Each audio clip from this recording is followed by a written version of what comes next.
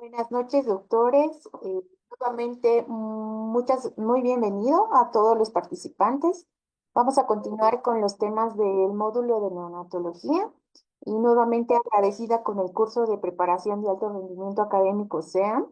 Como ya me conocen, soy la doctora Jimena Vilca Yahuita, y pues vamos a dar inicio al tema de trastorno del aparato digestivo.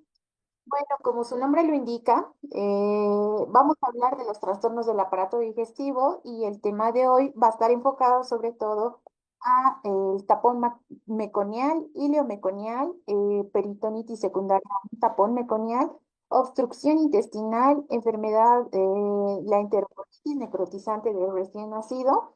Y como un tema aparte, vamos a hablar de la hiperbilirrubinemia o ictericia neonatal, que es una patología frecuente. Como sabemos, todas las clases iniciamos con el caso clínico, entonces voy a leerles el caso clínico del día de hoy y al finalizar la charla, pues vamos a resolver todas las dudas respecto a este caso clínico. Tengo un recién nacido de 2 días de vida, es nacido a término de 38 semanas de gestación, ha sido obtenido por parto vaginal, se presenta en la consulta pediátrica por coloración amarilla de piel y mucosas, que ha sido por progresiva y que ha comenzado en el primer día de vida. El bebé al nacer tenía un peso de 3,2 kilos, tenía un buen historial prenatal, no tenía ningún factor de riesgo. La madre era del grupo ORH positiva y el padre ARH negativa.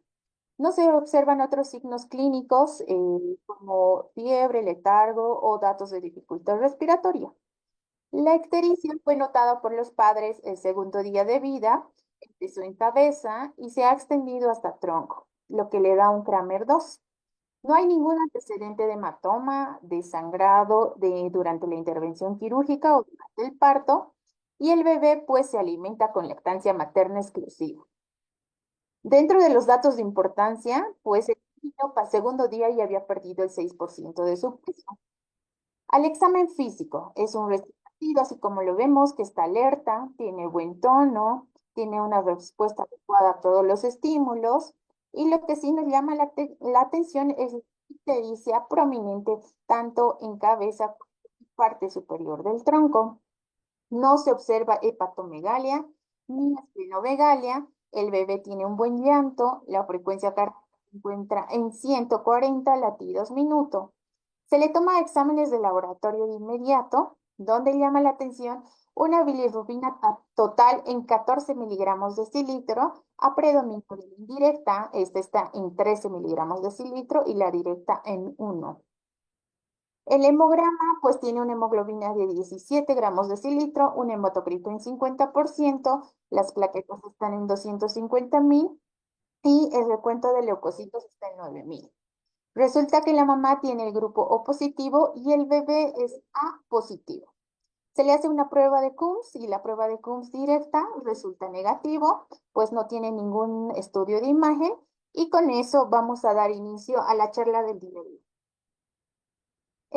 Bueno, vamos a empezar hablando de lo que es el hilio meconial, la peritonitis y la obstrucción intestinal.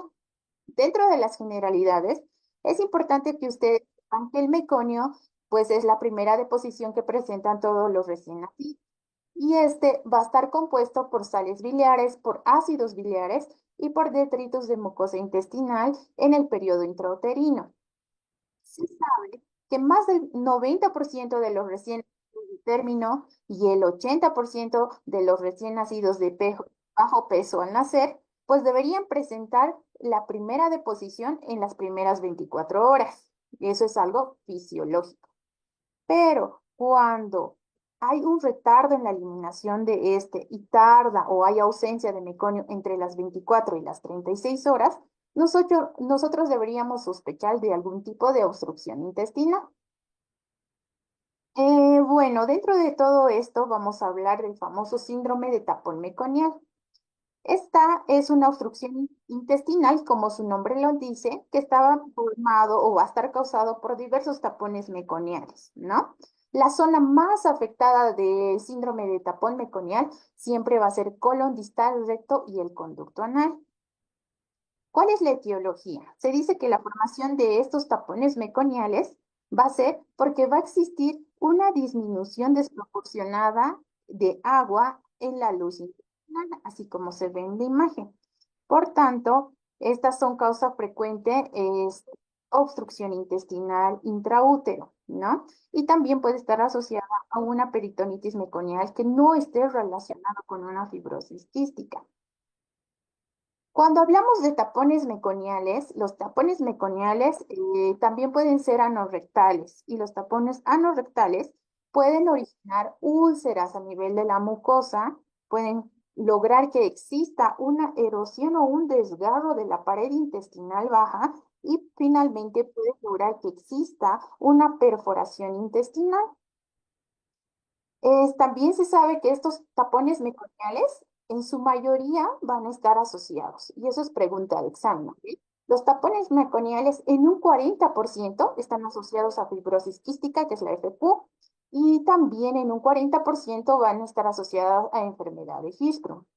Sin embargo, existen otras asociaciones, como el síndrome de mi colon izquierdo, que la mamá tenga el consumo de opiáceos durante la etapa prenatal o que se le haya administrado sulfato de magnesio o algún tocolítico, también puede retrasar o puede lograr hacer la formación de estos tapones meconiales. Se sabe que estos tapones meconiales, cuando ya estamos hablando en cuanto al enfoque de tratamiento, hasta el 30% pues van a tener una resolución espontánea. Como tratamiento inicial, se ha visto que nosotros deberíamos ponerle supositorios de glicerina, incluso se ha visto en la literatura que se les puede hacer aplicaciones con sondas rectales, con algún tipo de solución isotónica, como es la solución fisiológica. Y en caso de que este tratamiento inicial no funcione, recién nos vamos al enema de gastrografía. Este enema se caracteriza porque va a ser una solución radiopaca, que va a ser hidrosoluble, que va a tener una alta osmolaridad, por eso va a ser hiperosmolar con meglumina, con polisulfato y con algún tipo de contraste yodado. Al ser hiperosmolar, su osmolaridad va a alcanzar a 1900 miliosmoles litro. Y esto nos ayuda a que podamos eliminar el mucoso y así lograr arrastrar líquido mayor rapidez a la luz intestinal. El riesgo de usar este tipo de enzima es que mi paciente se puede deshidratar, incluso podemos llegar a un choque hipovolémico. Es por eso que todos los pacientes que van a ser sometidos a este enema de gastrografin deberían estar monitorizados, ¿no? Y también tener una hoja de balances de ingresos y egresos. Una vez que se logra la eliminación de este tapón meconial, es importante realizar seguimiento de sospecha en todos estos recién nacidos, porque nuestra sospecha va a estar enfocada en que este niño puede tener FQ o, o la enfermedad de Hirschsprung.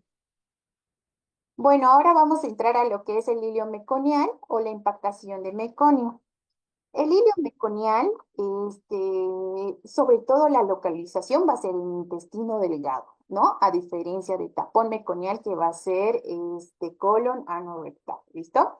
En cambio, ilion, así como su dice ilio, intestino delgado, el 30% va a causar algún tipo de obstrucción intestinal y pues se ha visto que es muy frecuente en pacientes con fibrosis quística porque cuando los pacientes tienen FQ, en realidad va a haber una ausencia de las enzimas pancreáticas fetales y eso va a inhibir el mecanismo de la digestión y va a hacer que este meconio adquiera la consistencia viscosa, mucilaginosa y pues se pegue o se adhiera a las paredes.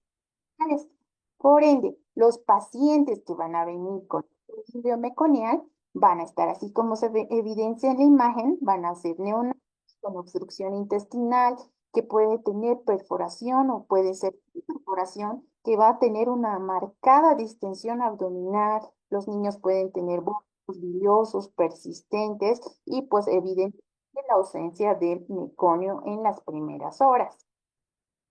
También se ha visto que este hilio meconial puede manifestarse de forma intrauterina, ¿no? Y el feto va a desarrollar una obstrucción intestinal. Esta va a causar vólvulo, puede causar algún tipo de perforación, puede causar una citis peritoneal, una peritonitis meconial. Los niños pueden nacer edematosos, ¿no? Pueden estar con anasarca, incluso pueden llegar a fallecer. Se ha visto que este hilio meconial también está asociado a diferentes tipos de mutaciones. Quiere decir que tiene que haber una alteración genética de base.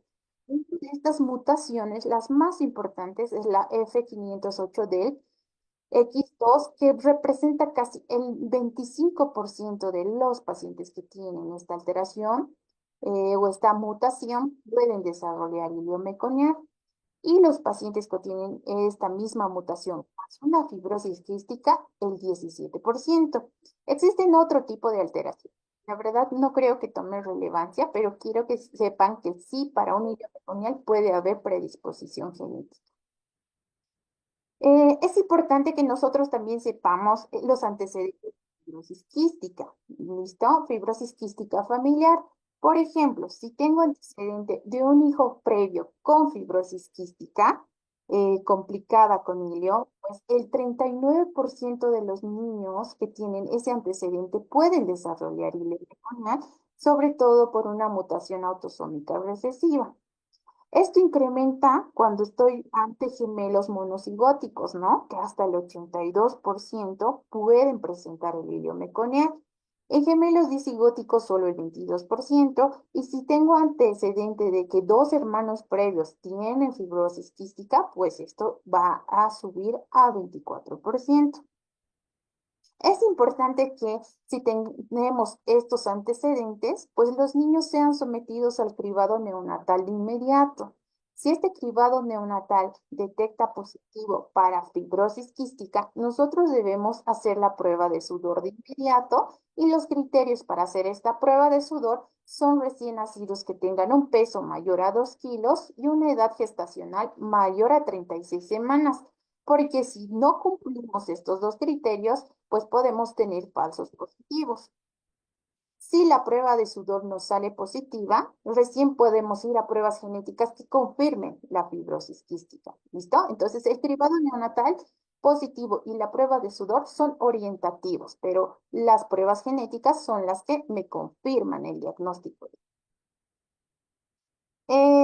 Cuando hablamos de ilio meconial es importante que sepamos su diagnóstico diferencial, porque el ilio meconial puede dar signos de obstrucción intestinal y habría que hacer diagnósticos diferenciales con otras causas de obstrucción o pseudoobstrucción intestinal, como la más frecuente puede ser una atresia duodenal, pero en la placa radiográfica tendríamos que tener el famoso signo de doble burbuja. ¿Ok? En cuanto al diagnóstico, el diagnóstico prenatal se realiza con facilidad mediante una ecografía prenatal y en esta ecografía podríamos evidenciar una dilatación intestinal, podríamos evidenciar las masas meconiales que pueden ser pastosas, una distensión del intestino delgado proximal, que es la zona más afectada para el ilio meconial. El hecho de tener algún antecedente de fibrosis quística en un hermano, como ya les han mencionado, o gemelos monocigóticos, pues incrementa el riesgo y la probabilidad. Cuando nosotros estamos haciendo una revisión clínica, palpamos a nivel abdominal masas pastosas o el signo del cordón, así como si fuera cordón, podemos sospechar en un hilio meconial y pues el gol estándar para ver tal vez sería la radiografía simple de abdomen, ¿no? O también la radiografía contrastada que nos permite ver a qué altura realmente está la obstrucción del intestino delgado. El patrón característico puede ser un patrón granular en tipo burbuja, como lo ven, ¿no? Una zona estrecha, una zona amplia, una zona estrecha, una amplia, y eso es el famoso signo de burbuja.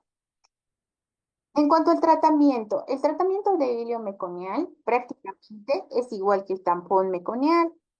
Normalmente nosotros usamos el enema de gastrografin otra vez. Esta es una solución hiperosmolar que, como ya lo habíamos visto, la osmolaridad llega hasta 1900 miliosmoles litro y su característica más importante es lograr degradar este meconio y irrigar la luz intestinal.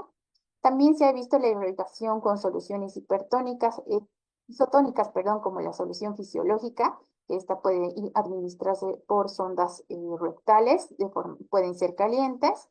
Otra opción está la N-acetilcisteína, que también se puede administrar por sonda. Y en caso de que tengo un paciente con sospecha de perforación, la indicación absoluta es ingreso a una intervención quirúrgica para una laparotomía espiral. ¿Listo?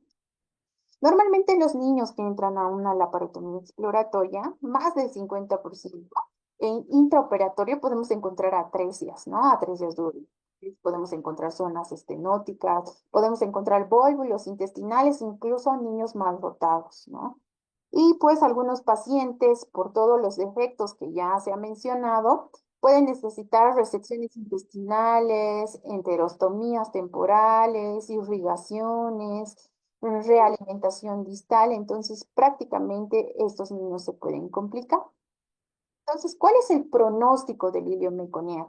El ilio meconial, pues, los pacientes que tienen fibrosis quística, depende mucho de la gravedad y el estadio en el que se encuentra el paciente, ¿no? Bueno, otro tema es la peritonitis meconial. ¿Qué es la peritonitis meconial o a qué se refiere? La peritonitis meconial va a ser un efecto secundario posterior a una perforación intestina, ¿no? Significa que este hilio meconial o el tapón prácticamente ha causado una obstrucción y hemos logrado una perforación intestinal. Esta perforación puede presentarse intraútero o también puede presentarse después del nacimiento. Puede tener un cierre espontáneo o si no puede haber salida de cantidades pequeñas de meconio hacia la vía peritoneal. Normalmente es verse a una complicación del hilio meconial que ya habíamos visto en pacientes con antecedente de fibrosis quística, antecedentes de algún tipo de etapa meconial o algún tipo de obstrucción intestinal intraútero. Los casos graves, o sea, cuando son intraútero, nosotros los podemos determinar por medio de una ecografía prenatal.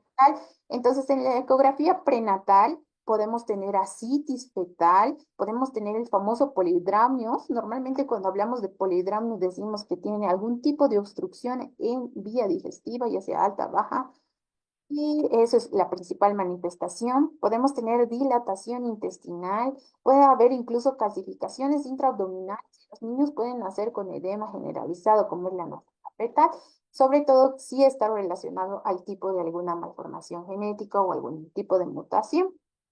Pero también pueden existir casos leves, ¿no? Los pacientes pueden pasar asintomáticos, esto es secundario a un cierre espontáneo que no causa mayor repercusión. Pueden haber signos de obstrucción intestinal con distensión, vómitos, ausencia de meconio. Y pues el tratamiento va enfocado en eliminar esa obstrucción y hacer un drenaje de la cavidad, porque estos niños pueden tener repercusión hemodinámica, pueden cursar una sepsis, un choque séptico y pueden fallecer. Bueno, ahora vamos a hablar de lo que es enterocolitis necrotizante. La enterocolitis necrotizante, quiero que sepan que es la urgencia vital digestiva más frecuente en el periodo neonatal. ¿Listo? Se caracteriza por diversos grados de necrosis, así como se ve en la imagen. Hay diversos cambios en el epitelio intestinal, hay grados de necrosis, compromiso de la mucosa y de la pared intestinal. Pues en la literatura dice que se desconoce en realidad la causa, otros dicen que es multifactorial y pues su incidencia está enfocada en 5 al 10%, sobre todo en recién nacidos pretérminos con un peso menor a 1500. Todos estos tienen mayor mortalidad y la mortalidad en nacidos prematuros o con bajo peso al nacer incrementa de 20 al 30%. Y pues más del 50% de todos los niños diagnosticados con enterocolitis necrotizante tienen que ser sometidos a alguna intervención quirúrgica. La incidencia de la mortalidad siempre va a incrementar a menor edad gestacional y a menor peso al nacer. ¿Listo? En cuanto a los segmentos más afectados a nivel intestinal, la enterocolitis necrotizante sobre todo va a afectar al ileón distal y al colon proximal. Apréndanse eso, ¿listo? Ileón distal y colon proximal, ¿listo? Porque eso puede ser pregunta de examen. Se ha visto que pueden existir diferentes factores que van a contribuir a estos cambios anatomopatológicos, sobre todo a nivel histológico intestinal. Puede haber un cambio o una isquemia a nivel de la mucosa. Ese tejido puede necrosarse, puede haber una necrosis. Luego de eso puede haber presencia de gas a nivel intestinal y eso es la neumatosis intestinal. Cuando ya hay mucha lesión a nivel de la mucosa y esto puede llegarse a perforar, podemos tener una peritonitis. La peritonitis causa una sepsis, ¿no? Por todo el proceso inflamatorio y finalmente los niños pueden llegar a morir. Existen varios factores de riesgo, pero se ha visto que el principal y el que tiene un alto porcentaje, como es el 90%, son los niños prematuros y más aún los niños prematuros extremos, ¿no? ¿Por qué? Porque van a tener una inmunidad intestinal que va a estar insegura, porque van a tener colonización bacteriana, va a haber una disbiosis microbiana, va a haber isquemia de la mucosa si están sometidos a procesos de hipoxia prolongado. Y pues también se ha visto que existe algún tipo de predisposición genética, sobre todo con el factor de interleucina 6 o el nivel de TOL4. El hecho de administrar sucedáneos o lactancia artificial o fórmulas artificiales por el aumento de la osmolaridad también puede ser una condicionante para tener una enterocolitis necrotizante. Si bien afecta a los prematuros por las características ya mencionadas, también puede tener un gran impacto en los recién nacidos términos, cuando tienen algún factor que los condiciona a tener esta patología. Por ejemplo, los niños con asfixia al nacer, que normalmente son de término o posttérmino, pueden presentar enterocolitis por datos de hipoxia, ¿no? Prolongada. Los niños con síndrome de Down, algún tipo de cardiopatía congénita, igual, porque hay hipoxia generalizada y eso causa una disminución en la perfusión a nivel intestinal, algún tipo de virus como el rotavirus, que es frecuente en los niños o en los neonatos, la gastrosquisis, porque es un defecto de pared, normalmente es los intestinos van a estar expuestos. Y esta exposición hace que estén hipoperfundidos, lleguemos a isquemia, a necrosis, perforación, sepsis y muerte. Y el antecedente de Hirschsprung porque estamos pensando en algún tipo de ileomeconía. Se ha visto que cuando estamos ante una enterocolitis total o que esté gangrenada, pues el compromiso puede ser total, puede ir desde estómago hasta el recto, como lo podemos ver en la imagen. ¿Cuáles son las manifestaciones clínicas? Las manifestaciones clínicas en realidad están enfocadas sobre todo en recién nacidos prematuros, ¿no? Las manifestaciones clínicas van a empezar entre las 2 y las 3 semanas de vida, pero cuando son recién nacidos de bajo peso al nacer, incluso se pueden manifestar a los 3 meses. Al inicio tenemos manifestaciones que son inespecíficas, generales, como por ejemplo, pueden hacer apnea, que habíamos dicho, una de las causas de apnea es la enterocolitis. Pueden tener hipotermia, pueden tener hipertermia por inestabilidad térmica, pueden tener compromiso del sistema nervioso central por estar letárgicos o pueden manifestarse signos de sepsis, ¿no? Y cuando tienen manifestaciones a nivel gastrointestinal, sobre todo va a haber distensión abdominal marcada cuando ya estamos en estadios más altos, como el estadio 3. Puede haber intolerancia a la alimentación, las heces pueden ser sanguinolentas, podemos tener distensión, mucho dolor a la palpación, disminución de ruidos, puede haber equipos incluso en pared abdominal. Y pues en los exámenes de laboratorio, lo que nosotros vamos a encontrar, sobre todo en niños que ya están en fases terminales, es que vamos a tener disminución de la serie blanca, va a haber, los niños van a estar anémicos, vamos a tener disminución de las plaquetas, van a ser trombocitopenia, podemos tener coagulación intravascular diseminada, los niños dóticos.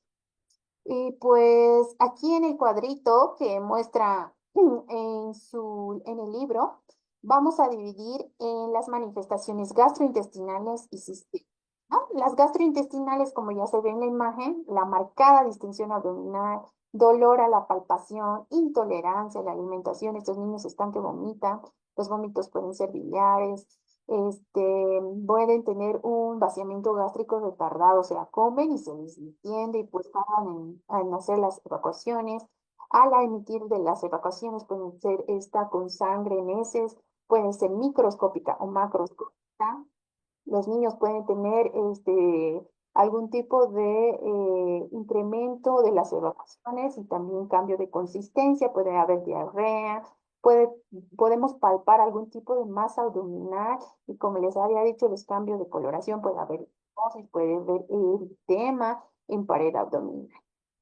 Los sistémicos, compromiso del sistema nervioso central, puede tener letargo, están con apnea, pueden tener datos de dificultad respiratoria por restricción, pueden tener inestabilidad térmica, lucen muy enfermos, están acidóticos, puede haber acidosis metabólica como respiratoria, pueden tener hipoglicemias o hiperglicemias por el estrés, pueden tener hipoperfusión, llenado capilar prolongado, palidez, los pulsos pueden ser débiles, pueden estar oligúricos y esos son los signos característicos de un choque. Puede tener sangrados, sangrados por la narina, sangrado del tubo digestivo, importante porque están frente a una coagulopatía intravascular diseminada. Y pues nosotros le tomamos hemocultivos y los hemocultivos son positivos. Em, ¿Cuál es el diagnóstico? Y el diagnóstico sobre todo está enfocado en los recién nacidos prematuros extremos. Si tengo un recién nacido prematuro extremo y veo que luego estoy sospechando de un enterocolitis, entonces debo monitorizarlo, ¿no? El gol estándar para el diagnóstico de la enterocolitis sobre todo es la radiografía simple de abdomen. En ella podemos ver neumatosis intestinal, que es el aire que va a estar en las paredes intestinales y prácticamente si tengo neumatosis intestinal, entre 50 y el 75% me confirma el diagnóstico de enterocolitis. El signo de gravedad es que yo tenga gas en la porta, ¿no? Gas en vena porta, casi la mortalidad para estos niños es más del 90%. Y si tengo neumoperitoneo, entonces significa que tengo perforación de asa. ¿Listo? Necesito que se... Aquí les pongo una estrellita porque estas tres pueden ser pregunta de examen. ¿Listo? ¿Quién me confirma el diagnóstico? Neumatosis, signo de mayor gravedad con alto riesgo de mortalidad, gas en vena porta. Y neumoperitoneo, pienso que es perforación. La perforación intestinal focal idiopática también se produce de forma espontánea. Se ha visto que esta va a estar relacionada con la administración de indometacina o algún tipo de corticoide postnatal, pues prácticamente como su nombre lo dice, es focal idiopática. ¿Listo? ¿Cuál es el tratamiento? El tratamiento de la enterocolitis, sobre todo, va a estar enfocado en instaurar un tratamiento rápido. Si yo estoy en un caso sospechoso o que yo tengo el diagnóstico ya confirmado, el tratamiento tiene que ser rápido y de inmediato. Debo empezar con medidas de soporte, ¿no? Medidas de soporte. El niño si está hipotérmico, hipertérmico, si está con acidosis, debo corregirlo, debo ver la temperatura, la glucosa, balances hídricos, signos vitales, debería estar monitorizado. Debo interrumpir o suspender la alimentación por el riesgo a perforación. Debo, si este paciente se estaba alimentando de forma normal, debo instalar una sonda nasogástrica para descompresión. Debo administrar soluciones intravenosas para mantener la eubolemia. Si estoy frente a datos de sepsis marcado, debo iniciar la cobertura antibiótica y pues debo prestar mucha atención a los problemas de datos de dificultad respiratoria. Si este paciente presenta marcados datos de dificultad respiratoria, ustedes ya saben valorar el Silverman y está con criterios de algún soporte ventilatorio, se debe actuar. Debo corregir todo desequilibrio hidroelectrolítico y también alguna alteración ácido-base. Es importante que todos los pacientes con diagnóstico de enterocolitis tengan radiografías abdominales seriadas. Estas radiografías deben ser en decúbito lateral para ver algún tipo de alteración durante el proceso de tratamiento, porque normalmente pueden perforarse. Pueden hacer neumoperitoneo, puede haber gas en vena porta, y pues esta monitorización tanto de radiografía como del perfil hematológico, los electrolitos y el ácido base, me permite hacer una clasificación de la enterocolitis y ver el riesgo, la gravedad y la intervención que yo debo hacer. Bueno, cuando ya tenemos una enterocolitis, lamentablemente que ha causado algún tipo de perforación, entonces nosotros el gol estándar es ingresar de inmediato a intervención quirúrgica para una laparotomía exploratoria y ver dónde realmente es la perforación, porque mientras no logremos encontrar el lugar del defecto y no logremos resolver, pues nuestro paciente va a empeorar, ¿no? Entonces existen indicaciones relativas, indicaciones absolutas para ingreso a quirófano. Las indicaciones relativas es que si yo tengo un deterioro clínico muy marcado en mi paciente, debería entrar a quirófano, incluso solo para hacer una laparotomía exploratoria. Y en las radiografías seriadas muestro una asa intestinal única, también debería ingresar. O si la pared abdominal está con eritema o equimosis, pues sí es un criterio para ingreso a quirófano. ¿Cuál es la indicación absoluta? Si yo tengo perforación de intestino y tengo neumoperitoneo en mis placas radiográficas, el paciente tiene que entrar de inmediato a intervención quirúrgica.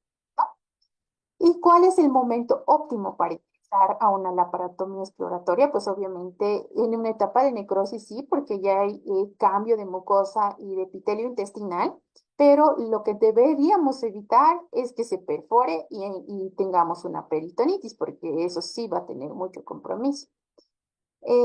También se ha visto dentro de otras alternativas de tratamiento quirúrgico el drenaje peritoneal primario, que en realidad consiste en entrar a una laparotomía exploratoria y crear un estoma en la región de la perforación. Se ha visto que el pronóstico del tratamiento quirúrgico o el ingreso a cirugía va a depender mucho del estado clínico de mi paciente. muchas oportunidades los cirujanos pediatras enfocados a atención del recién nacido cuando tenemos mucha inestabilidad. Por ejemplo, mi paciente está con hipotenso, con mucha repercusión hemodinámica, está sometido a ventilación, estamos manejando con dos aminas, ya ha tenido un choque refractario y todavía estamos con hidrocortisona más. Entonces, normalmente estos pacientes por la inestabilidad no los ingresan a quirófano, ¿no? Entonces, va a depender mucho del estado clínico del paciente y de la preferencia del cirujano para el ingreso a quirófano, aún así siendo una emergencia. ¿Cuál es el pronóstico? El pronóstico y la prevención de la enterocolitis. Prácticamente el 20 al 40% de los pacientes que hacen neumatosis intestinal no responden a tratamiento. Y el 20 al 50% lamentablemente llega a fallecer, ¿no? Después de que lo hemos sometido a este niño a intervención quirúrgica, así con todas sus complicaciones, podemos tener complicaciones precoces y complicaciones tardías posoperatorias. Dentro de las precoces, o sea, las que van a manifestarse de inmediato a las 24 o 48 horas, pueden ser infecciones de las heridas normalmente. Y eso es lo más frecuente. Estos niños están inmunodeprimidos, están con antibióticos y aún así por las múltiples invasiones que tienen o porque ha sido una cirugía no tan limpia, pueden hacer infecciones de las zonas operatorias, pueden haber dehiscencia de las suturas, pueden haber los problemas de los estomas, normalmente estos niños salen con estomas después de la perforación, entonces los estomas pueden dificultarse, puede haber dehiscencia de puente, pueden haber infecciones. Y las complicaciones posoperatorias tardías, sobre todo es cuando estos niños prácticamente ya recuperan y están en el mes de vida, entonces empiezan a hacer estenosis intestinal en el área de intervención, hacen el famoso síndrome de intestino corto cuando la resección intestinal ha sido más de 30 centímetros. Estos niños tienen problema en la alimentación porque hacen síndrome de malabsorción, tienen un retraso en el crecimiento, pueden estar desnutridos. Dentro de las complicaciones tardías también está el uso de catéteres. Por ejemplo, estos niños están tan inestables que necesitan alguna vía central y esa vía central más de un mes pues causa problemas, causa infecciones. Por eso hay las infecciones nosocomiales y ellos también puede, por el uso prolongado de nutrición parenteral, no se les reinicia de inmediato la nutrición enteral, pueden hacer la ictericia colestásica secundaria a nutrición parenteral. ¿Listo? ¿Cuál es la medida de prevención más importante o la estrategia de prevención más eficaz? Se ha visto que es la lactancia materna exclusiva, ¿no? Sin embargo, se sugiere que esta leche humana para los prematuros extremos pues no cubre las necesidades o los requerimientos. Es por eso que la leche humana se debería fortificar si los recién nacidos están estables. Se ha visto en otros estudios que el uso de probióticos, ya sea prebióticos o simbióticos, también podrían mejorar o podrían disminuir el riesgo de la enterocolitis. Sin embargo, pues este estudio recién está en proceso. ¿Listo? ¿Y cuáles son las contraindicaciones absolutas? El uso de inhibidores, ya, inhibidor de protones, o como el omeprazol, como la cisaprida, entonces todos estos, los inhibidores de secreción gástrica, que son gol estándar de tratamiento para los pacientes con enfermedades de reflujo, prácticamente en los neonatos está contraindicado. El uso de antibióticos de forma empírica también, ¿por qué? Porque disminuye la inmunidad y pues hace que haya mayor proliferación o disbiosis a nivel de la mucosa intestinal. Bueno, también hace referencia al uso de los biomarcadores, ¿no? ¿Cuál es el impacto que tienen los biomarcadores? En realidad, varios estudios han visto que nosotros, por medio de los biomarcadores, podemos hacer un diagnóstico precoz y podemos evitar complicaciones mortales en los niños que tienen enterocolitis. Por ejemplo, si nosotros vemos la proteína C reactiva, que es mayor del valor indicado, pensamos que estamos frente a un proceso inflamatorio, si tiene repercusión gastrointestinal, el uso de la proteína de unión a ácidos grasos, que es la IFAP en orina, la claudina 3, la calprotectina fecal, la silcarnitina, los marcadores inflamatorios como la interleucina 1 y la interleucina 8, signos vitales como la frecuencia cardíaca, ¿no? Mi paciente no me está tolerando bien, empieza a distenderse, no ha evacuado en las últimas 24 horas, tiene vómitos, está taquicárdico, yo debería pensar que estoy frente a una enterocolitis. Y actualmente se ha visto la espectroscopía de infrarrojo cercano, que es el famoso NIRS, que se usa ya en las unidades de terapia intensiva natal. En realidad estos son como, imagínense un saturómetro, pero la saturación medida en cerebro, en abdomen y en riñones, ¿no? Entonces, cuando los pacientes neonatos están en un estado crítico, no solo es monitorizar la saturación pre y postductal y el corazón, sino también hay que ver la perfusión a nivel cerebral, la perfusión a nivel gástrico y a nivel de los riñoncitos para el impacto posterior que puede tener o algún tipo de intervención temprana que podríamos nosotros dar. Bueno, eso en cuanto a las patologías de tracto gastrointestinal. Ahora vamos a entrar a la ictericia neonatal. La ictericia neonatal, también llamada hiperbilirrubinemia neonatal, es el problema común en la etapa neonatal y se caracteriza, como se ve en la imagen, el incremento de las bilirrubinas, tanto la directa como la indirecta y la total. Se manifiesta con coloración amarillenta de piel y mucosas, ¿no? Y en realidad esta es de característica benigna en su mayoría, cuando esta ictericia aparece después de las 48 horas y puede ser maligna si se presenta de forma precoz en las primeras 24 horas de vida. Es importante que ustedes sepan las dos diferencias. Tenemos una bilirrubina indirecta. La bilirrubina indirecta en realidad es el resultado del producto final del catabolismo de la proteína del grupo M. La bilirrubina indirecta es la que me va a causar la neurotoxicidad. Puede haber la encefalopatía hiperbilirrubínica o también llamado kernícteros. Esta bilirrubina indirecta también se la llama es la liposoluble, la no conjugada o la polar. A diferencia de la bilirrubina directa, que es la hidrosoluble, la conjugada o también llamada polar. Bueno, haciendo una introducción, pues se sabe en cuanto a la etiología que el 60% de los recién nacidos término pueden desencadenar la hiperbilirrubinemia neonatal y el 80% de los recién nacidos pretérmino pueden desencadenar la misma patología en la primera semana de vida. Entonces, el metabolismo de las bilirrubinas del recién nacido se encuentran en una etapa de transición y esa etapa de transición es la fase fetal. ¿Eso qué quiere decir? Que la placenta es la vía principal de limitación de las bilirrubinas no conjugadas. Sin embargo, cuando estamos en una fase adulta, la forma de conjugación es la bilirrubina conjugada hidrosoluble o la directa, ¿no? Y es por donde se excreta por el sistema biliar y también por el sistema digestivo. Es importante que ustedes sepan este cuadrito, cuáles son las causas que incrementan la bilirrubina no conjugada o la indirecta en neonatología. La primera puede ser incremento de la cantidad de bilirrubina que tiene que metabolizarse en el hígado. Dentro de este grupo, por ejemplo, están las anemias hemolíticas por incompatibilidad de grupo ABO o RH, los niños que tienen policitemia, antecedentes de hematomas o hemorragias intrauterinas, por ejemplo, el cefalohematoma o el caput, pueden condicionar a una hiperbilirrubinemia.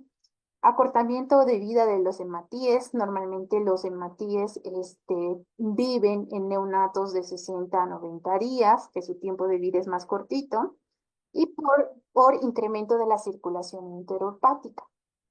También puede haber alteración en la actividad de la transferasa. Por ejemplo, quienes logran esta actividad en la transferasa, sobre todo pacientes que han sido sometidos a procesos invasivos y están en hipoxia severa, pacientes que están con infecciones nosocomiales, algún tipo de sepsis, Pacientes con antecedente de hipotiroidismo también puede estar relacionado incremento de bilirrubina no conjugada. Se ha visto que también puede haber alteraciones o alguien que va a competir con la transferasa, sobre todo algún fármaco administrado a la madre, o la ausencia prácticamente de la enzima, que también puede condicionar a un incremento de la bilirrubina indirecta o no conjugada. Otra vez, la bilirrubina indirecta o no conjugada es la principal causa de neurotoxicidad. Entonces, va a incrementar la permeabilidad de matriz cefálica y va a lograr una lesión neuronal irreversible, ¿no? Entonces, si los valores de mi bilirrubina indirecta son muy altos, los pacientes tienen encefalopatía hiperbilirrubínica o pueden tener el famoso kernípteros y esta lesión neuronal puede empeorar con la prematuridad y la asfixia. ¿Listo? Existen otras causas que haya un incremento de la hiperbilirrubina y de la bilirrubina indirecta, como por ejemplo pacientes con deshidratación que pierden más del 7% en los primeros 7 días, pueden incrementar las bilirrubinas indirectas. La lactancia materna también, a pesar que es una medida protectora, igual puede condicionar un incremento de la bilirrubina. ¿Por qué? Porque va a incrementar la circulación enteropática. Va a haber el retraso del meconio, incrementa, porque todo el meconio por donde se elimina, pues no se está eliminando y eso incrementa la bilirrubina. Y pues algún tipo de detergente fenólico en salas de partos puede incrementar la bilirrubina. ¿Qué es lo que baja la bilirrubina? Si yo le doy una alimentación precoz y frecuente a mi paciente y logro que no se me deshidrate, le doy lactancia materna a pesar de estar amarillo y logro mantener el peso, entonces este paciente pues no va a tener ictericia. ¿Cuáles son las manifestaciones clínicas de la ictericia neonatal? Es progresiva, es cefalocaudal, puede empezar de la carita, del cráneo, la carita, el tórax superior, abdomen, finalmente pies y extremidades. Normalmente nosotros la podemos medir de forma inmediata por una medición transcutánea, que es un método cribado, sabiendo que la medición transcutánea solo es orientativa. Si en la medición transcutánea me da clínicamente el niño se ve amarillo con un Kramer más de 2, entonces estamos obligados a tomarle unos controles séricos. ¿Listo? Es importante que ustedes sepan la tablita de Kramer. Cuando hablamos del Kramer, en realidad estamos viendo dónde va a estar orientado la cantidad de bilirrubinas totales que tenemos. Por ejemplo, en el libro dice cara 5 miligramos, el abdomen 15 y plantas y pies 20. Pero ¿qué nos dice Kramer? Kramer dice cuando estamos en la etapa 1, 5. Cuando estamos en etapa 2, que llega hasta ombligo, todo tórax. Llega a ombligo, sería 10. 15 cuando llegamos hasta rodillas. Cuando llegamos a los pies es 20. Y cuando tenemos compromiso de manos y pies, estamos en estadio 5 y prácticamente es más de 25. ¿Listo? Es importante que ustedes también sepan reconocer cuando estamos frente a un incremento de bilirrubina indirecta y cuando frente a un incremento de bilirrubina directa, porque cambia, ¿ok? Cuando estamos ante la presencia de un paciente que tiene coloración amarillenta, brillante y naranja, pensamos que es una bilirrubina indirecta la que está incrementada. Pero cuando la coloración es verdosa o amarillento turbio, lo que pensamos que está elevada es la bilirrubina directa. Entonces, cuando tengo un paciente con ictericia grave, cuando vamos a tener compromiso neurológico, va a estar letárgico, va a estar irritable, puede tener un llanto agudo, puede convulsionar. Este paciente no tiene buena tolerancia oral y prácticamente tiene mucho compromiso del sistema nervioso central y estamos frente a un paciente con kernípteros. ¿Listo? ¿Cuáles son los factores de riesgo para el desarrollo de la hiperbilirrubinemia? Existen varios factores, ¿ya? Hay factores de riesgos principales, factores de riesgo secundarios y factores de riesgo disminuido. Y les pongo aquí una estrellita porque este cuadro siempre ha sido pregunta de examen, ¿listo? Entonces, ¿cuáles son los factores de riesgo principal? ¿Listo? Entonces, si yo le hago bilirrubinas totales o transcutánea en una zona de riesgo y me sale positivo, es un factor de riesgo importante, ¿ok? Si mi ictericia es visible en el primer día de vida, es un riesgo principal. Si pienso que mi paciente tiene incompatibilidad de grupo sanguíneo, es importante. Alguna enfermedad hemolítica, este paciente está embolizando, es importante, ¿no? Si mi paciente es prematuro, no importa si es prematuro o tardío, de 35 a 36 semanas de edad gestacional y tiene ictericia, es un factor de riesgo importante. Si tiene algún hermano mayor que recibió fototerapia, es importante. Si mi paciente tiene un cefalohematoma o hematomas importantes, esto va a ser hemólisis, entonces va a incrementar, va a haber destrucción de glóbulos rojos y va a aumentar la ictericia. ¿Listo? Si mi paciente, a pesar de estar con lactancia materna exclusiva, tiene pérdida excesiva de peso, eso quiere decir, me pierde más del 7%, en el caso clínico decía que en el segundo día tenía pérdida del 6%, entonces sí tenía evidentemente datos de deshidratación, ¿no? Y raza de Asia Oriental. Todos estos me hacen pensar que mi paciente está con factores elevados o riesgo principal para ser. Tengo factores de riesgo secundarios. Los factores de riesgo secundarios es que también, otra vez voy a tener bilirrubinas totales o la transcutánea que le voy a hacer, que está alta en la zona de riesgo intermedio. Mis pacientes van a ser ya de término de 35 a 38, de 37 a 38 semanas de edad gestacional. Va a haber una ictericia muy visible antes del alta y quiero que sepan, reconozcan esta diferencia. El riesgo importante es hermano mayor que recibió fototerapia. En cambio, el riesgo secundario es hermano mayor con ictericia que no recibió fototerapia. Ahí muchas veces nos confundimos en las preguntas del examen. Nos pone, ¿cuál de todas es un factor de riesgo secundario? Y nos pone hermano mayor que recibió fototerapia, pues ese sería el excepto, ¿listo? Entonces, en factores de riesgo principal, hermano mayor que recibió fototerapia. En factores de riesgo secundario, solo hermano mayor que con ictericia. ¿Listo? Recién nacido macrosómico o hijo de madre diabética es importante. En factores de riesgo secundario es el único acápite donde nombra la edad materna mayor a 25 años y el sexo masculino.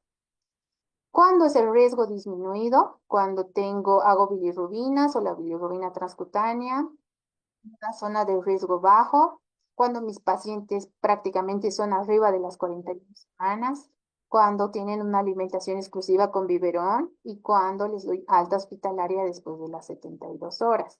Entonces, volviendo a repasar la tablita, ¿qué cosas les podría hacer confundir en factores de riesgo principal, secundario y disminuido? Principal, prematuros, 35 a 36 semanas de edad gestacional, secundario 37 a 38 y riesgo disminuido 41 semanas. ¿Listo? Riesgo principal que mi hermano ha recibido fototerapia o el hermano del niño recibió fototerapia. Riesgo secundario que el hermano mayor solo ha tenido ictericia, pero no ha recibido fototerapia. ¿Listo? En riesgo secundario es el único que nombra edad materna y sexo masculino. ¿Listo? No se pueden confundir, ¿va?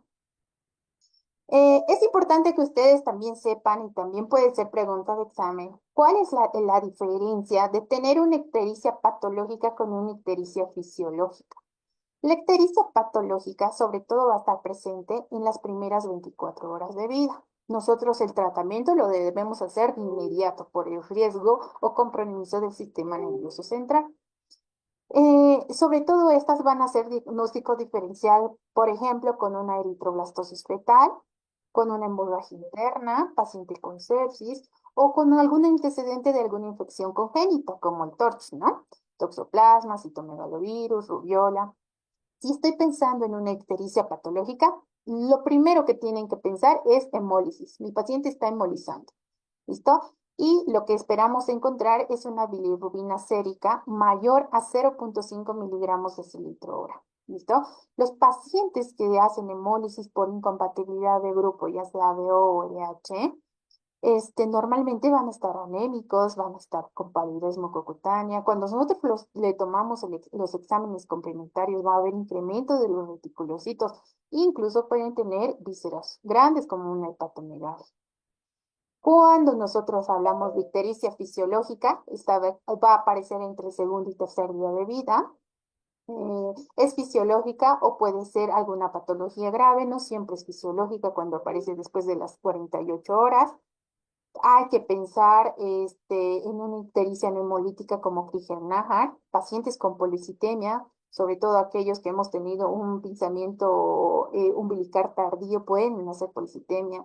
La lactancia materna, les había dicho, la sepsis, sobre todo los niños que hacen infección de tracto urinario, a la primera semana empiezan a hacer hipertermias y se vuelven amarillos, ¿no? Están con sepsis.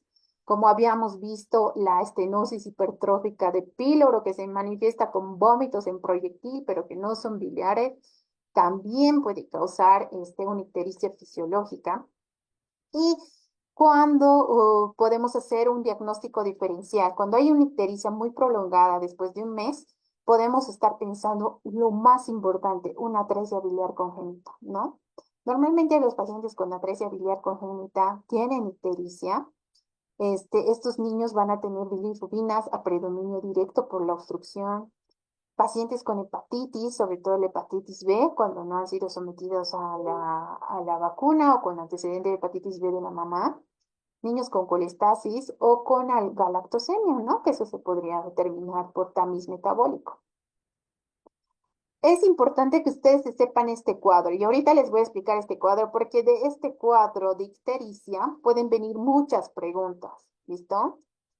Este cuadro me dice cuándo va a incrementar mi bilirrubina directa y cuándo tengo aumento de la bilirrubina indirecta. Aquí, como les había dicho, aumento de bilirrubina directa, ustedes piensen en algo infeccioso, en algo obstructivo o en algo metabólico, ¿ya? Por eso les he puesto estos tres. Cuando estamos frente a algo infeccioso, pues mi paciente puede estar con sepsis, puede tener una infección intrauterina como el famoso TORCH, toxoplasma, citomegalovirus, rubiola, herpes, sífilis, ¿listo? Cuando estamos ante algo infectivo, puede haber escasez del conducto biliar. Mis pacientes pueden tener atresia biliar, pueden tener quistes de colédoco, ¿no?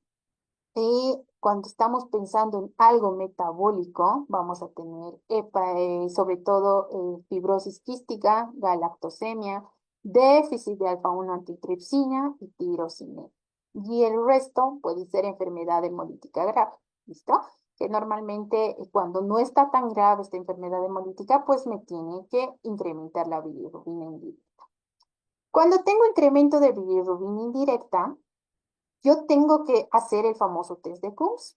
El test de Coombs me va a orientar si mi paciente está hemolizando o no está hemolizando. ¿Listo? Entonces, si mi test de Coombs sale positivo, yo pienso en hemólisis. ¿Por qué? Porque puede haber inmunización, porque puede haber incompatibilidad de RH o puede haber incompatibilidad ABO. Cuando mi test de Coombs es negativo, yo tengo que verme en la obligación de ver de inmediato la hemoglobina.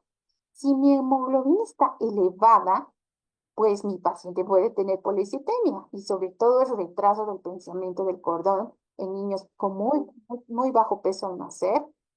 Pueden ser pacientes gemelares y puede haber una transfusión intergemelar o una transfusión materno-fetal. Cuando la hemoglobina es normal a baja, lo que tengo que hacer es el recuento de leucocitos. Si este se va a ver incrementado, nosotros deberíamos ver la morfología de los eritrocitos, ¿no? Y la morfología de los eritrocitos me hace pensar en alguna malformación en cuanto a morfología de estos, como por ejemplo la esferocitosis, la eliptocitosis, las pignocitosis y los hematíes fragmentados.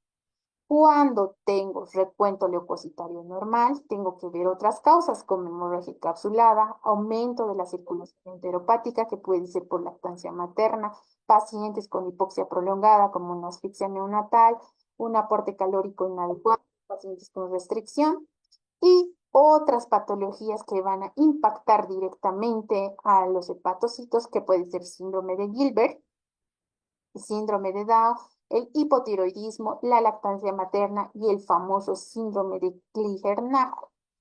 He visto que en sus preguntas del examen les ponen síndrome de Gilbert. ¿Qué es el síndrome de Gilbert? Es la deficiencia o inactivación de la enzima glucoroniltransferasa. ¿Listo? Entonces, si se aprenden este cuadrito, yo creo que de este cuadro pueden salir muchas preguntas del tema de ictericia neonatal. Es importante que ustedes sepan cuándo va a incrementarse la directa, cuándo va a incrementarse la indirecta, cuando estoy frente a indirecta, siempre CUMS. Si mi CUMS es positivo, está embolizando. Y si mi CUMS es negativo, tengo que ver otras causas, sobre todo policitemia, ¿no? Por incremento de los glóbulos rojos y el hematocrito, y con recuento leucocitario, malformaciones morfológicas de los glóbulos rojos, causas inespecíficas que creo que no les van a entrar a menos que les entre coagulopatía intravascular diseminada, y causas de una ictericia prolongada directamente por alteración a nivel hepático o alguna inactivación de alguna enzima. Bueno, ¿cuál es el diagnóstico? El diagnóstico prácticamente de inicio es clínico, ¿no? Tenemos que hacer una evaluación completa de los recién nacidos con ictericia. Los exámenes a tomar siempre son estos, no podemos tomar o enfocarnos solos en bilirrubinas. Tenemos que ver la hemoglobina por la clasificación, el hematocrito, los reticulocitos es importante, si nos salen más al 2%, pensamos que estamos hemolizando. El grupo de sangre de la madre y del producto es importante. El CUMS también es importante para pensar la hemólisis y el frotis sanguíneo es importante para ver la morfología de los glóbulos rojos. Si tengo una ictericia en el primer día de vida, es patológica en la mayoría. Como les he explicado, hay que pensar en hemólisis. Y si pienso en hemólisis, tengo que tomar hemoglobina, tengo que hacer mi frotis, tengo que tomar las bilirrubinas, el grupo sanguíneo y la prueba de CUMS. Al mismo tiempo, si mi paciente tiene alguna hemorragia, también si tiene algún síndrome de insuficiencia hepática o alguna infección, también son criterios de tomar. Si tengo un paciente con ictericia que requiere fototerapia por hemólisis, por torcho, por las causas que sean, tengo que tomar lo mismo de control y seguimiento, sobre todo hemoglobina y bilirrubinas. Cuando tengo un paciente con hiperbilirrubinemia a predominio directo o conjugado, tengo que pensar atresias, obstrucciones, ¿no ve? Atresia biliar, causas de colestasis, síndrome de insuficiencia hepática y pues aparte de todo lo mencionado, tengo que pedir enzimas hepáticas, tengo que pedir factores de coagulación, glucosa, amonio, lactato, hay que pedir hemocultivos, si estoy sospechando en sepsis, PCR como un proceso inflamatorio y todo CMV o todo lo que implique el TORCH. También les pongo esta otra tabla y esta tabla también considero que es re importante para que ustedes sepan diferenciar la ictericia. Quiero que sepamos la ictericia fisiológica, la hiperbilirubinemia secundaria a algún factor metabólico, cuadros hemolíticos o hematomas, factores hemolíticos y con componente de hepatotoxicidad y lesión hepatocelular. ¿Listo?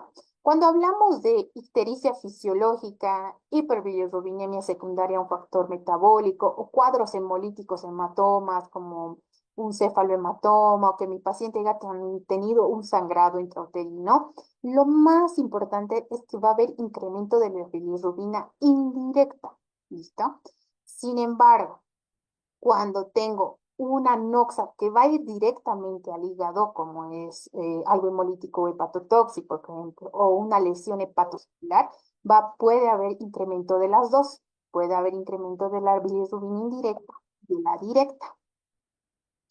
También quiero que tomen en cuenta que cuando estamos frente a una ictericia fisiológica o a una hiperbilirrubinemia secundaria a un factor metabólico, la velocidad de acumulación de la bilirrubina siempre va a ser menor a 5 miligramos de cilitro día. ¿Listo? Y cuando hay hemólisis o cuando tengo un problema directamente hepático, la velocidad de acumulación de bilirrubina siempre va a estar mayor a 5 miligramos de cilitro día. ¿ok? Entonces, cuando hablamos de ictericia fisiológica, cuando está en el prematuro va a aparecer a los 2 o a los 3 días y puede desaparecer en un tiempo muy cortito, como a los 4 o a los 5 días. Las bilirrubinas máximas van a llegar de 10 a 12 miligramos y pues normalmente se debe a algún grado de inmadurez.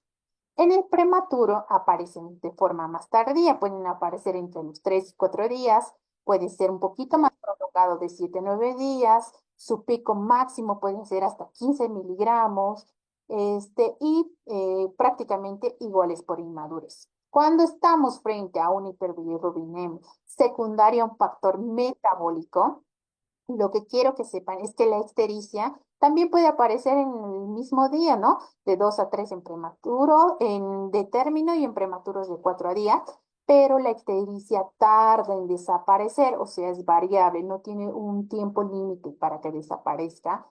Los parámetros prácticamente pueden ser los mismos, su parámetro máximo 12 miligramos en término y en prematuro 15. Y los factores de secundarios, algún factor metabólico, puede ser hipoxia, los niños pueden estar con déficit de carbohidratos, puede haber alguna insuficiencia hormonal, el síndrome de Gilbert, algún factor genético como el síndrome de Klinger-Narhart o factores como la vitamina K o la novobiosina. Cuando estamos frente a cuadros hemolíticos, la que se va a incrementar va a ser igual a indirecta. La ictericia en hemólisis, que es algo patológico, aparece en las primeras 24 de horas.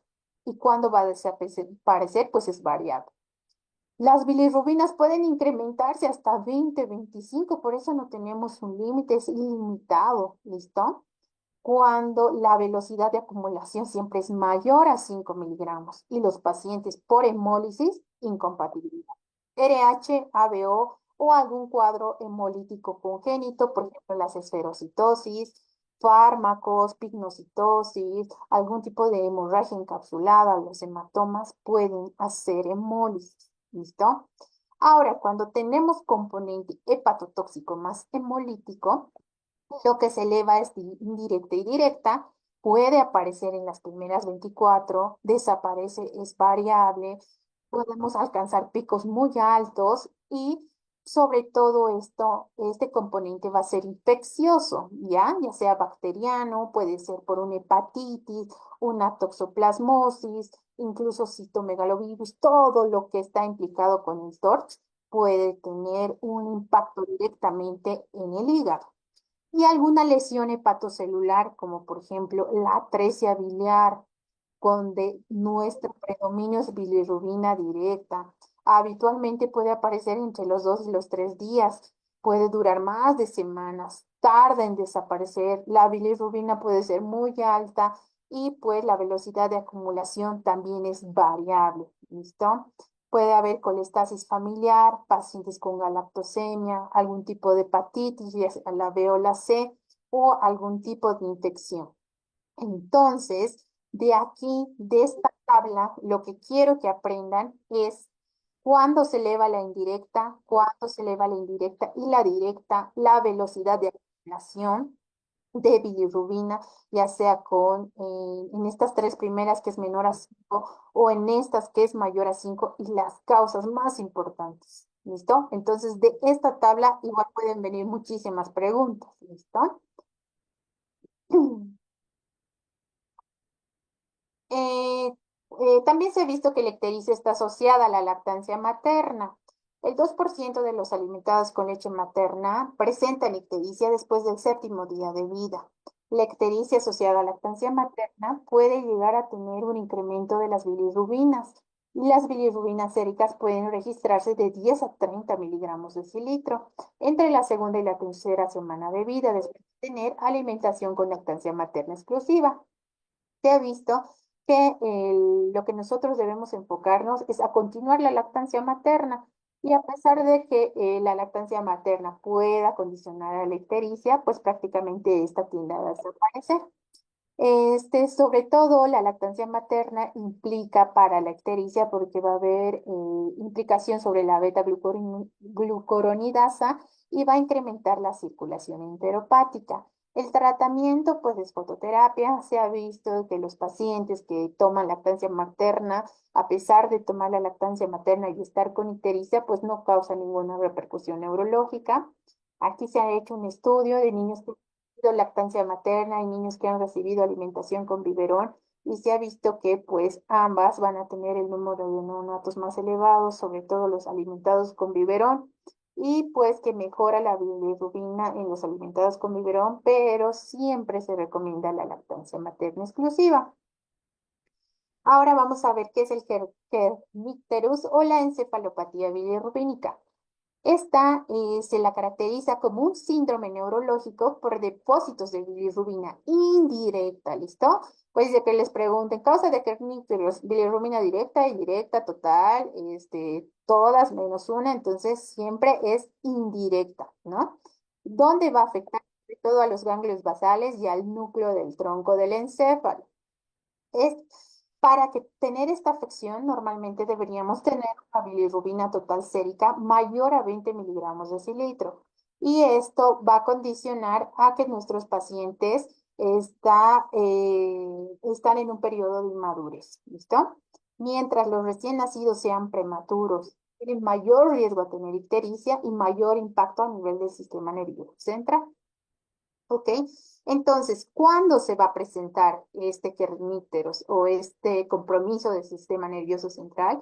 Cuando tenemos recién nacidos de término, pues suele presentarse a los 2 o a los 5 días. Y cuando son prematuritos, hasta los 7 días. Y esto también ha sido pregunta de examen, ¿listo? Entonces, ¿cómo se va a manifestar de inicio? Mis pacientes están letárgicos, pueden tener, o están muy irritables, tienen un llanto muy agudo, no responden al medio o a su entorno, tienen rechazo a la alimentación y pues pueden perder el reflejo de moro, ¿no?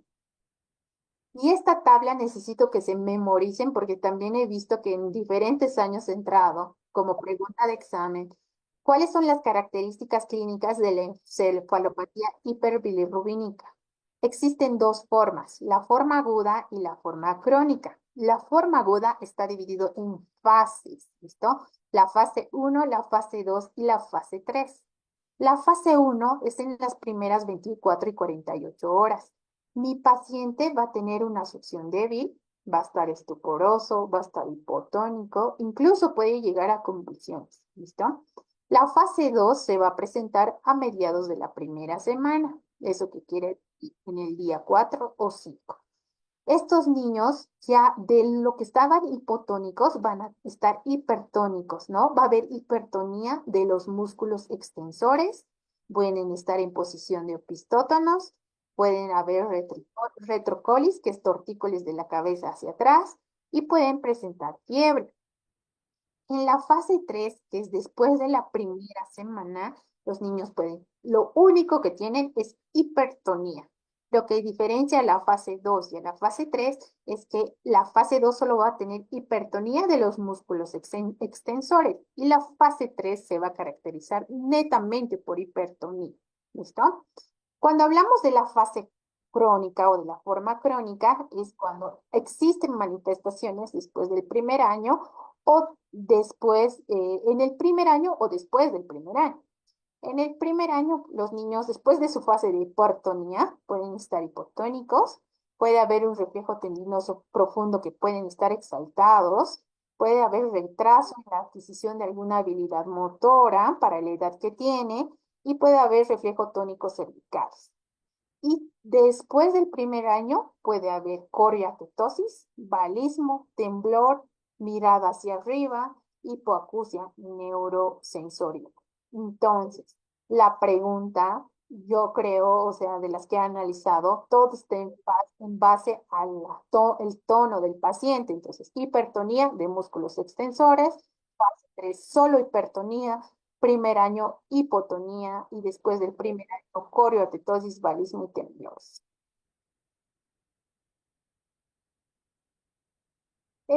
¿Cuál es la incidencia y el pronóstico? Prácticamente un tercio de todos los niños, independientemente de la edad gestacional, pueden llegar a tener compromiso del sistema nervioso central y causarles kernicterus.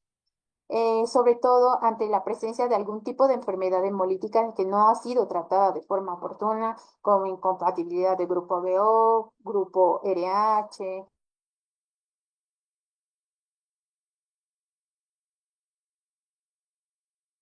Tenemos bilirrubina total por encima de 25-30 y el impacto va directo al sistema nervioso central.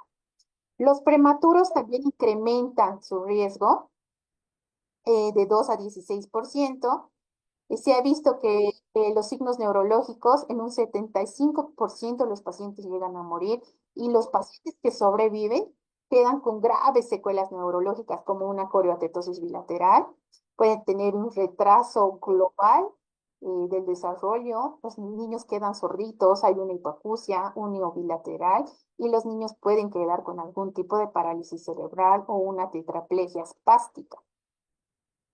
¿Cuáles son las medidas de prevención? Entonces, para prevenir, lo más importante que nombra el libro es privado universal de hiperbilirrubinemia antes del alta. ¿Qué quiere decir? Que nosotros tomemos las bilirrubinas y más aún en pacientes que tienen algún tipo de factor de riesgo.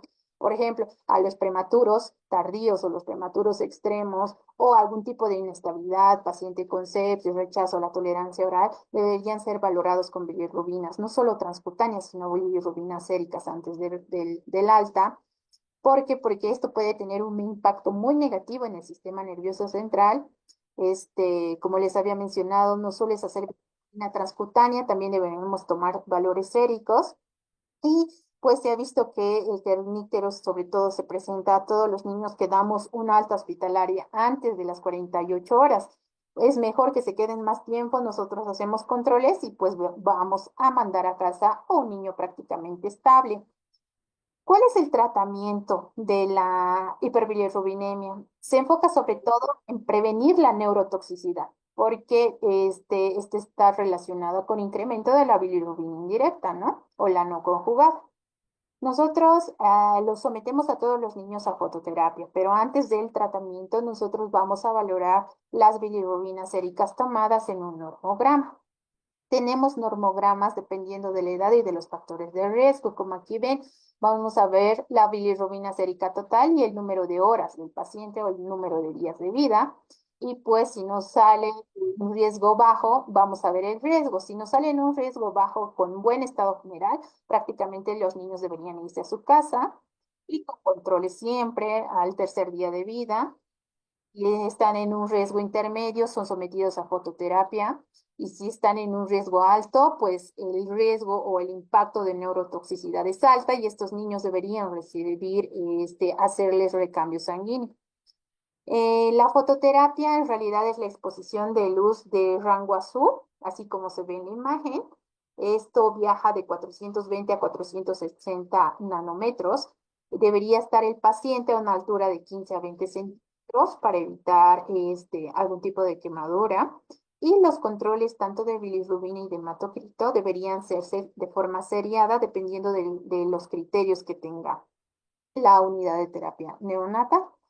Eh, sí puede causar algún tipo de complicación la fototerapia. Por ejemplo, podemos tener las heces un poco más blanquecinas, como es la cólera. Podemos tener erupciones maculares o algún tipo de exantema purpúrico.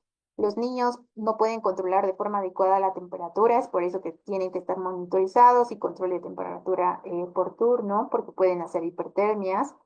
La hipertermia les lleva a los datos de deshidratación. Es por eso que todos los niños que están sometidos a fototerapia normalmente tienen que tomar 20% más su valor real de alimentación, ya sea de lactancia o de fórmula. Podemos tener el famoso síndrome del niño bronceado después de someterlos a fototerapia. Y pues en casos graves como en una anemia hemolítica o una enfermedad hemolítica por incompatibilidad de grupo, normalmente los descensos bruscos de bilirrubina también van a ocasionar algún tipo de anemia.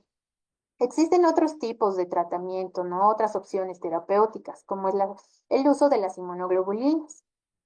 Normalmente la dosis de esta es 0,5 a 1 gramo, ¿listo? Kilogramo dosis, podemos administrar cada 12 horas, sobre todo en pacientes con algún tipo de enfermedad hemolítica que a pesar de fototerapia no tenemos descenso de bilirrubina y tenemos riesgo o impacto sobre el sistema nervioso, tenemos que usar inmunoglobulinas.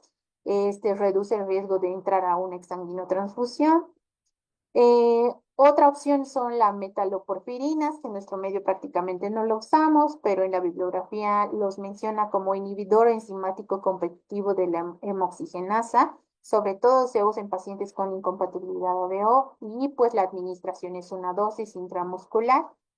Y la exsanguinotransfusión, que es un criterio absoluto. Si mi paciente llega con muchos datos neurológicos, está convulsionando, está ictérico, tiene letargo y tengo bilirrubinas por encima de 20 miligramos de cilitro, más si es prematuro, si tengo acidosis metabólica y si tengo proteínas debajo de 3, indicación absoluta exsanguinotransfusión, que es el recambio doble de sangre que nosotros les hacemos a los niños. Normalmente les ponemos alicuotas. Las alicuotas son, produzco una pequeña porción de sangre y saco, ¿no? Este niño tiene que estar en la unidad de terapia intensiva neonatal, tiene que estar monitorizado. Nosotros debemos hacer monitorización de electrolitos, de gases, durante todo el procedimiento por el riesgo a tener hipocalcemia y una parada cardíaca. También pueden debutar con hipoglicemia. Es por eso que cada 100 ml de cada licuota nosotros ponemos gluconato de calcio y pues es la indicación absoluta en caso de una encefalopatía hipóxica. ¿Listo? Bueno, creo que eso ha sido el tema de hoy. Eh, Ahora sí vamos a empezar con las preguntas. Denme un segundo, voy a tomar agua. Bueno, ahí va la pregunta número 1. ¿Cuál es el tiempo que podría demorar en presentar deposiciones un neonato para indicar la posible presencia de una obstrucción intestinal?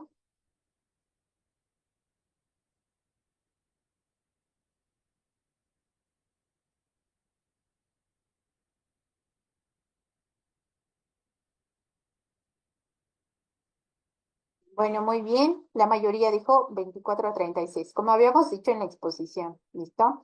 Todos los recién nacidos de término o de muy bajo peso al nacer, el 90% de término y el 80% de los muy bajo de un peso muy bajo al nacimiento deberían presentar en las 24 horas. Pero si yo estoy ante sospecha de una obstrucción intestinal, ya sea por tapón, ya sea por hilio o por meconio, siempre es 24 a 36. Muy bien. Son los lugares más frecuentes donde se encuentran los tapones de meconio, el septo.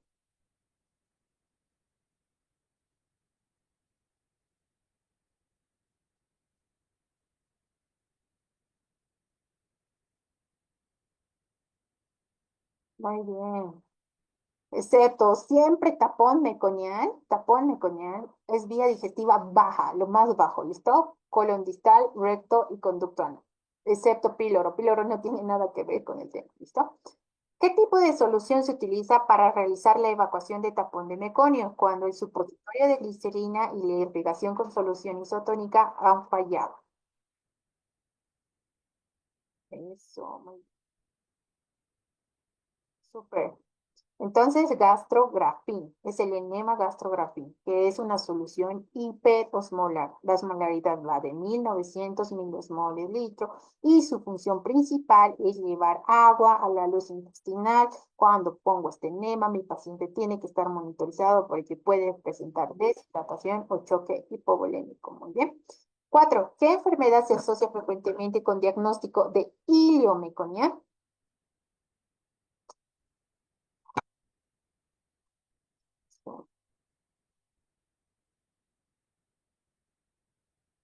Muy bien. Iliomeconea siempre piensa en FQ, ¿listo? O Hispro, pero aquí no hay Hispro, ¿no? Apendicitis no, colestasis no, hidronefrosis, colicón no, FQ. ¿Cuál es la enfermedad considerada la urgencia digestiva más frecuente en la etapa neonatal? No se pueden confundir, ¿ah?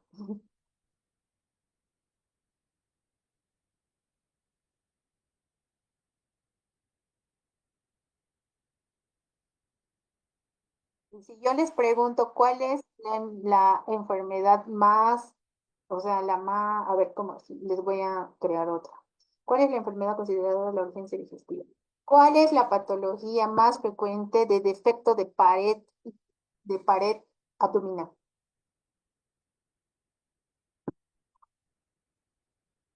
Pared abdominal. Bueno, este es, enfermedad, ¿no? Está bien. Pero si yo les pusiera en la pregunta cuál es el defecto más frecuente de pared abdominal, no de urgencia digestiva, gastrosquisis. Muy bien, súper, gastrosquisis, está bien. La respuesta es enterocolitis necrotizante. ¿Listo? Vamos a la pregunta 6. ¿Cuál es el factor de riesgo más importante de la enterocolitis necrotizante? El factor de riesgo más importante.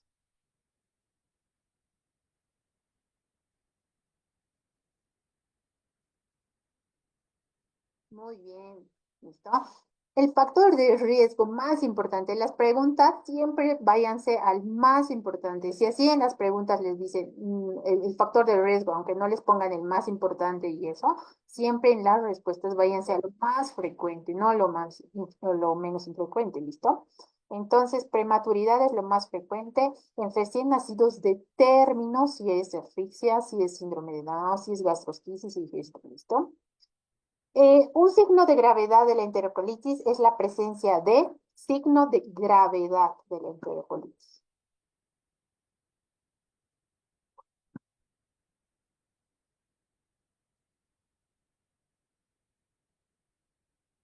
Hay varias personas que me responden sí, y la respuesta va aquí, por eso les dije, en esta diapositiva apréndase. ¿Quién me confirma el diagnóstico de enterocolitis? Neumatosis intestinal, pero el signo de gravedad siempre es gas en la vena porta y perforación es neumoperitoneo. Apréndase esto, ¿listo? Entonces la respuesta a es signo de gravedad es gas en la vena porta. Vamos en la 8. Una de los siguientes es indicación absoluta para la intervención quirúrgica en caso de presentar enfermedad de necrosis.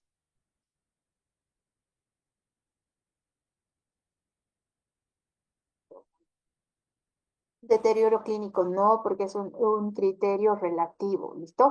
Única asa intestinal es relativo, eritema de pared es relativo, pero intervención directa, un criterio absoluto, es perforación. Muy bien. 9. Los indicativos de encefalopatía causada por bilirrubinemia en neonatos suele presentarse.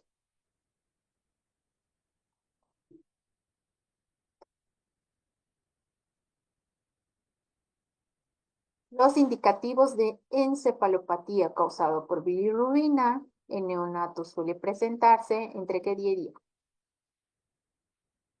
Bien, muy bien, muy bien. Ahí hay uno que respondió eh, segundo y quinto día, doctora, pero en recién nacidos de término y en prematuros.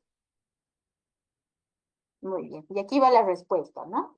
Entonces, se presenta la clínica en de 2 a 5 días en recién nacidos de término y en prematuros hasta los 7 días. ¿Listo? Entonces, la respuesta es en segundo y quinto día. ¿No?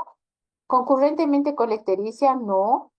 Sin manifestaciones, no. Entre el décimo y quinceavo día, ni siquiera en el prematuro, ¿no? En el prematuro es el 7. Justo al momento del nacimiento, pues. Vamos con la pregunta número 10. Los indicadores de encefalopatía causada por bilirrubinemia en neonatos suele presentarse, prácticamente es la misma pregunta.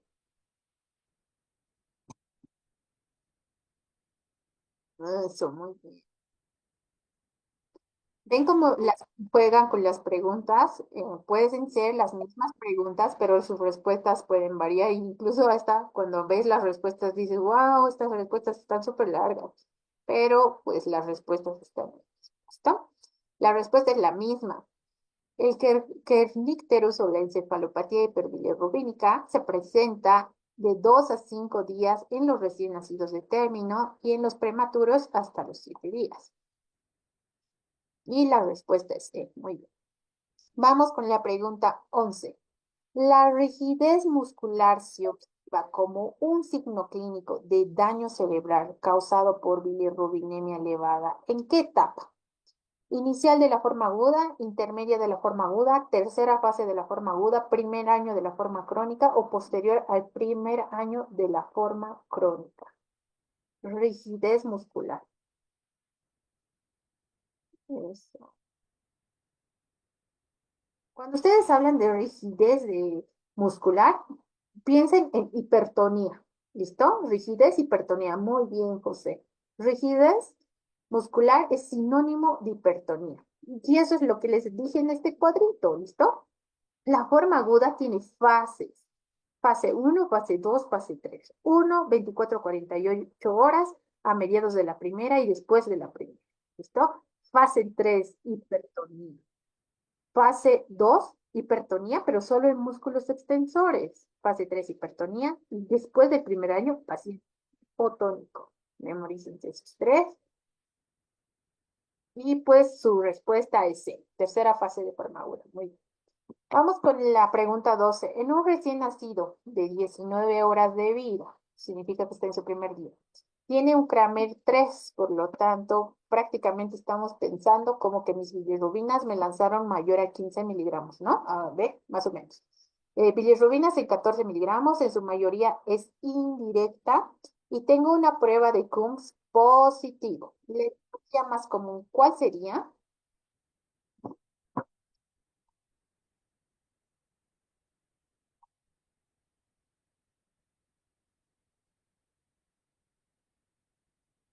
Muy bien.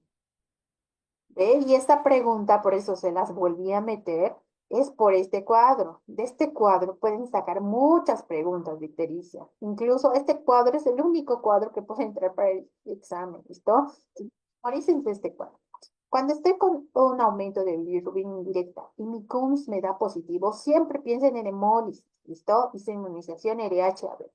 Cuando es negativo, pues pueden pensar en otras. Y por eso no es las otras preguntas. ¿Por qué? Porque cuando tengo CUPS negativos, recién tengo esferocitosis, recién tengo eliptocitosis, estomatosis, nocitosis, hematíes fragmentados. Y por eso no son las otras, ¿no ven? Aquí, por ejemplo, incompatibilidad de grupos sí, pero esferocitosis me tiene CUMS negativo.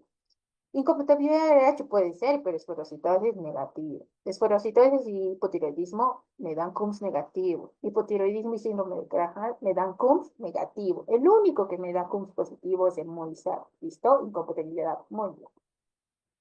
Y es esa. Es la misma. Listo. Entonces vamos a empezar con el caso clínico. Tengo un recién nacido de 2 días de vida, que nace de 38 semanas, o sea, no es prematuro, no tengo factores de riesgo ahí. El bebé nace con un peso de 3,2 kilogramos, no tiene factores de importancia. La madre es ORH positiva y el padre ARH negativo. Mi paciente pues no tiene ninguna repercusión, no tiene fiebre, letargo ni dificultad. El Kramer que lo doy soy Kramer 2 y para Kramer 2 prácticamente estoy más o menos con una bilirrubina entre 10 y 15. No hay ningún antecedente de hematomas porque los hematomas o los sangrados de intervención quirúrgica pueden causar hemólisis. No tiene. El bebé está alimentado con leche materna. La leche materna puede causar hiperbilirrubina. Y mi paciente se supone que desde que nace, en los primeros 7 días pierde 7%, por día tiene que perder 1%, para el segundo día debería perder solo 2%, por ende está con leves datos de deshidratación. La deshidratación causa ictericia, sí. Tengo recién nacido que está alerta, por ende, entonces no tengo compromiso del sistema nervioso central y mi paciente tiene buen tono, tiene buenos estímulos y buena respuesta. La icteris está en cara, está en cuello y está en tórax, por eso se piensa que es un Kramer 2. Este no tiene patomegalia, signos vitales normales. Laboratorios, mi hemograma, lo único que me llama la atención, pues nada, tengo un hemograma con hemoglobina de 7, hematocrit en 50, leucos normal, plaquetas normal. Tiene bilirrubinas totales en 14, significa que está incrementado porque está arriba de 5 miligramos, ¿verdad? El predominio es indirecto. Cuando es indirecto tengo que pensar en hemólisis.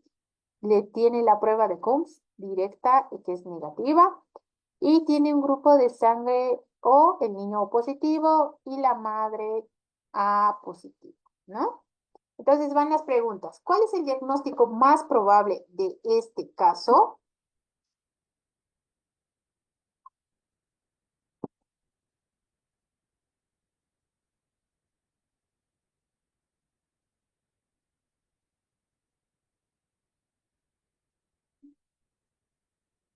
Hay muchos que me dicen, ah, ¿por qué?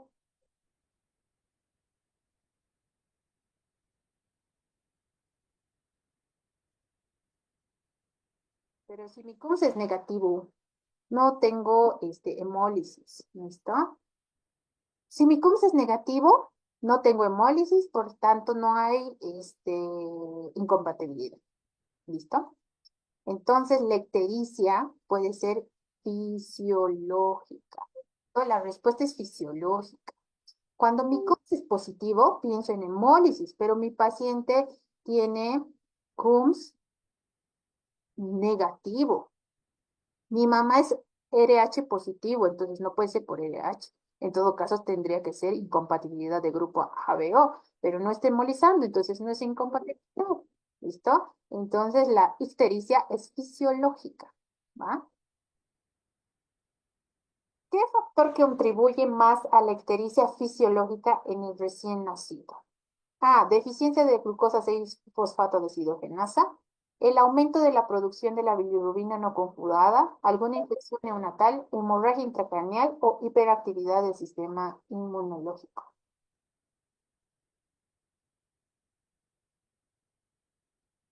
Bien. Cuando estamos hablando de ictericia fisiológica, siempre piensen que la bilirrubina indirecta es la que se eleva. ¿Listo? ¿Por qué? Porque los recién nacidos, todos, más los prematuritos, van a tener algún tipo de inmadurez, ¿no? Y esa inmadurez hace que exista una destrucción más rápido de los glóbulos rojos. Entonces, la vida media de un glóbulo rojo en un adulto es 120 días. En un neonato puede ser de 60 a 90. Entonces, el hecho de que mueran esos glóbulos rojos hace desprendimiento del pigmento biliar y hace que incremente la bilirrubina, la circulación interhepática, la inmadurez también, ¿está? ¿Cuál de las siguientes es la causa más común de ictericia patológica en un recién nacido?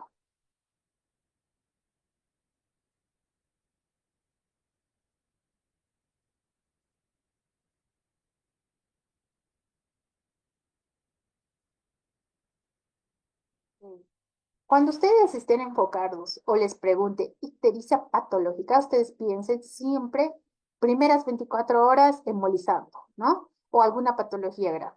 Si está embolizando, incompatibilidad de grupo ABO. Porque si es una ictericia fisiológica, normalmente es después de las 24 horas y en su mayoría es fisiológica, ¿no? La hemorragia intraventricular también puede ser, pero eso se debuta como una ictericia después del segundo día. ¿Listo? Entonces, la leche materna normalmente, como les he mostrado en las diapositivas, presenta el séptimo día al inicio recién, que puede durar 2 o 3 semanas. Cuando es ictericia patológica son las primeras 24 horas. Entonces, la respuesta está muy bien, todos respondieron B. Vamos a la 4. La prueba de CUMS negativo, en este caso, ¿qué sugiere?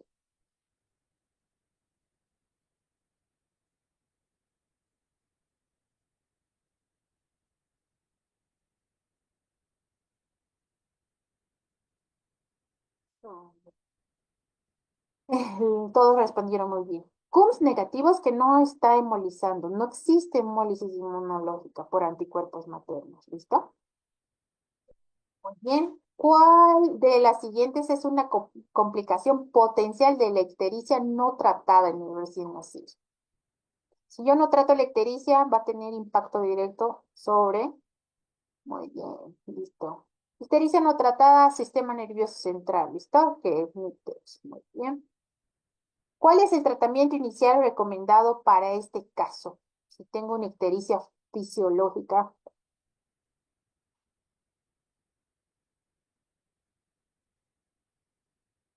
Muy bien, fototerapia. Ictericia fisiológica que está por debajo o sea, por valores incrementados en el normograma, se va a fototerapia. Inmunoglobulina es hemólisis. Transfusión de sangre, anemia por hemólisis. Antibióticos, niño con sepsis, ¿listo? Entonces, muy bien. La pregunta 7: ¿qué característica de la ictericia en el recién nacido indica que es fisiológica y no patológica?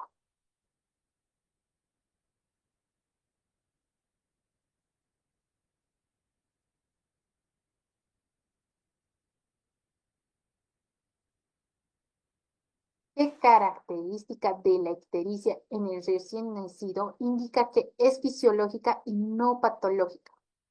Eso.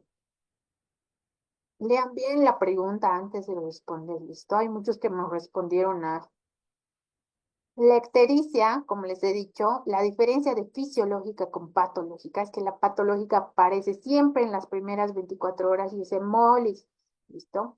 La fisiológica aparece después de las 48 horas, 72 horas y normalmente es fisiológica por lactancia, puede ser por otras enfermedades, pero que no es hemolítica, ¿no? Entonces, la ictericia que mejora con fototerapia normalmente es fisiológica. La pregunta número 8. En un bebé con ictericia y bilirrubina total superior a 15 gramos de cilitro, ¿qué es lo más adecuado hacer?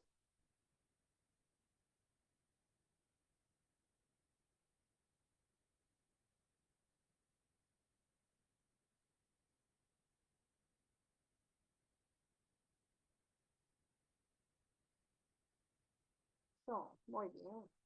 Todos los niños que tengan bilirrubina por arriba de 15, así no tengamos el normograma, métanlos a foto de inmediato, ¿listo? Porque este niño puede seguir subiendo la bilirrubina y podemos causar gran impacto a nivel sistema nervioso central. Vamos con la pregunta 9. ¿Qué factor no está asociado con un mayor riesgo de ictericia patológica en el recién nacido? ¿Qué factor no está asociado con un mayor riesgo de ictericia patológica en el recién nacido?